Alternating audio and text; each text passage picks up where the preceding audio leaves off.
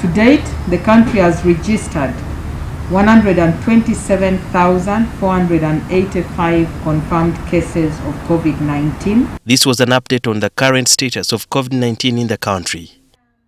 During a media briefing at Media Center in Kampala, the Minister of Health, Dr. Ruth Aceng, said that the country was monitoring to avoid importation of the Omicron, a new COVID-19 variant, which was first detected in South Africa, but has now spread to at least 24 countries, which include those in Africa, Europe and China, among others.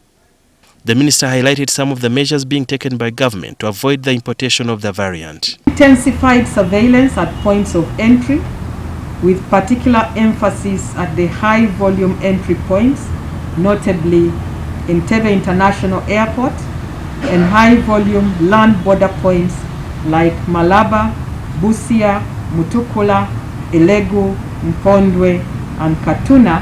Although the ministry continues to allow people to go home after samples are collected from them, the minister said that there will be mandatory testing at all border points.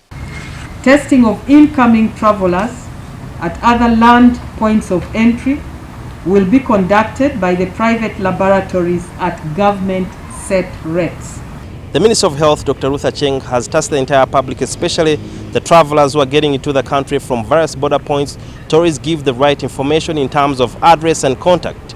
She revealed that 2 out of the 6 of the cases that always turn out positive, you find people have given wrong information.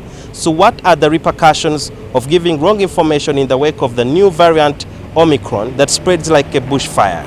So we have your passport number, we have your ID number. If you give us wrong information, the Ministry of Health is already working with NITA Uganda and with various other organs to track people. Although there are no studies yet to show whether Omicron variant does not respond to the available vaccines and its severity in patients, some countries have been advising people to go for the booster dose. So is Uganda taking the same path?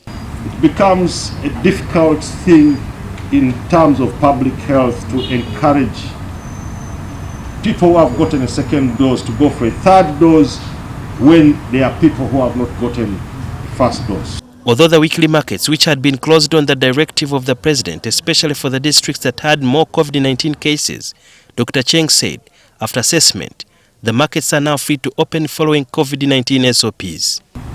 Kampala, Kalungu, Kabale, Kumi, Tororo, Gulu, Nwoya and Yumbe. The ministry is still hesitant to quarantine travelers from high-risk countries as it was during the first wave.